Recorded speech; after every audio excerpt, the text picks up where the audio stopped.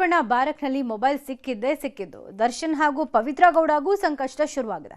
ಇಷ್ಟು ದಿನ ಆರಾಮಾಗಿದ್ದ ಪವಿತ್ರ ಬೇರೆ ಬ್ಯಾರಕ್ಗೆ ಶಿಫ್ಟ್ ಆಗಿದ್ದಾರೆ. ಅತ್ತ ದರ್ಶನ್ ಸುತ್ತ ಫುಲ್ ಟೈಟ್ ಸೆಕ್ಯೂರಿಟಿ ಹಾಕಿದ್ದಾರೆ.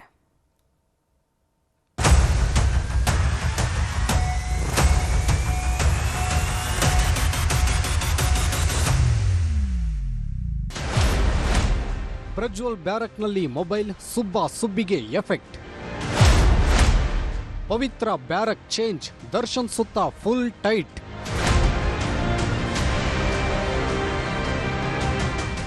ಪ್ರಜ್ವಲ್ ರೇವಣ್ಣನ ಮೊಬೈಲ್ ಪುರಾಣ ಬಿಚ್ಕೊಂಡಿದ್ದು. ಜೈಲಾಧಿಕಾರಿಗಳು ಫುಲ್ ಅಲರ್ಟ್ ಆಗಿದ್ದಾರೆ. ಪರಪ್ಪನ ಅಗ್ರಹಾರ ಜೈಲಿನ ಕರ್ಮಕಾಂಡಕ್ಕೆ ಬ್ರೇಕ್ ಹಾಕೋದಕ್ಕೆ ಮುಂದಾಗಿದ್ದಾರೆ.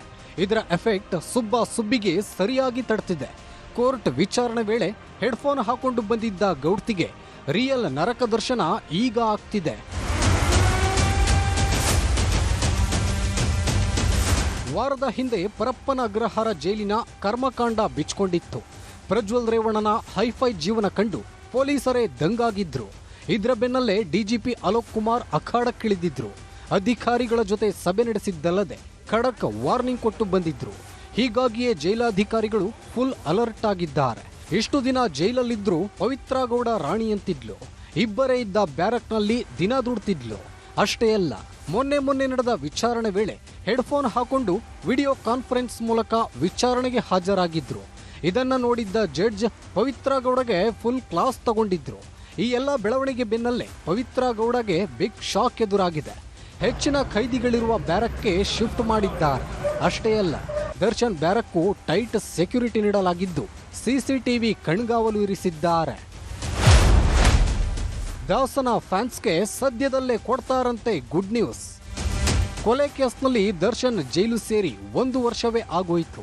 ಹೀಗಾಗಿ ಯಾವಾಗ ಹೊರಬರ್ತಾರೆ ಅಂತ ಅಭಿಮಾನಿಗಳು ಕಾದು ಕೂತಿದ್ದಾರೆ. ಇಂತಹ ಹೊತ್ತಲ್ಲೇ ದರ್ಶನ್ ಪರ ವಕೀಲರು ಗುಡ್ ನ್ಯೂಸ್ ಕೊಟ್ಟಿದ್ದಾರೆ. ಈಗಾಗಲೇ 20ಕ್ಕೂ ಹೆಚ್ಚು ಸಾಕ್ಷಿಗಳ ವಿಚಾರಣೆ ನಡೆದಿದೆ. ಪ್ರದೋಷ್ ಮಾಫಿ ಸಾಕ್ಷಿಯಾಗಿರೋದು ತಾತ್ಕಾಲಿಕ ಸಮಸ್ಯೆಯಾಗಿದೆ. ಕೆಲವು ಎವಿಡೆನ್ಸ್ಗಳು ನಮ್ಮ ಪರವಾಗಿ ಬಂದಿವೆ. ಹೀಗಾಗಿ ಶೀಘ್ರದಲ್ಲೇ ಗುಡ್ ನ್ಯೂಸ್ ಕೊಡ್ತೇವೆ ಎಂದಿದ್ದಾರೆ. ಯಾರು ಸಹ ಅವರ ಅಭಿಮಾನಿಗಳು ಯಾರಿದ್ದಾರೆ, ಯಾರು ಸಹ ಆತಂಕಗಳು ಅವಶ್ಯಕತೆ ಇಲ್ಲ. ಯಾಕಂದ್ರೆ ನಮ್ಮ ಹಿರಿಯ ವಕೀಲರಾದಂಥ ಶ್ರೀ ಹಶ್ಮತ್ ಪಾಷಾ ಸಾಹೇಬ್ರ ನೇತೃತ್ವದಲ್ಲಿ ನಮ್ಮ ವಕೀಲರ ತಂಡ, ಕಾನೂನು ತಂಡ ಏನಿದೆ ಸಂಪೂರ್ಣವಾಗಿ ಬಹಳ ಶಕ್ತಿಯುತವಾಗಿದೆ. ಅದೇನೇ ಆಗಲಿ ನಾವೆಲ್ಲ ಎದುರಿಸ್ತೀವಿ. ಯಾರು ಭಯಪಡುವ ಅವಶ್ಯಕತೆ ಇಲ್ಲ ಅಂತ ಹೇಳ್ತಾ ಇದ್ದೀನಿ ಈ ಸಂದರ್ಭದಲ್ಲಿ. ಒಟ್ನಲ್ಲಿ ಮಾಡಬಾರದನ್ನ ಮಾಡಿ ಜೈಲು ಸೇರಿರೋ ದರ್ಶನ್ ಹಾಗೂ ಪವಿತ್ರಾಗೆ ದಿನೇ ಸಂಕಷ್ಟ ಎದುರಾಗ್ತಾನೇ ಇದೆ. Manjunath N, crime bureau, news 18 Bengaluru.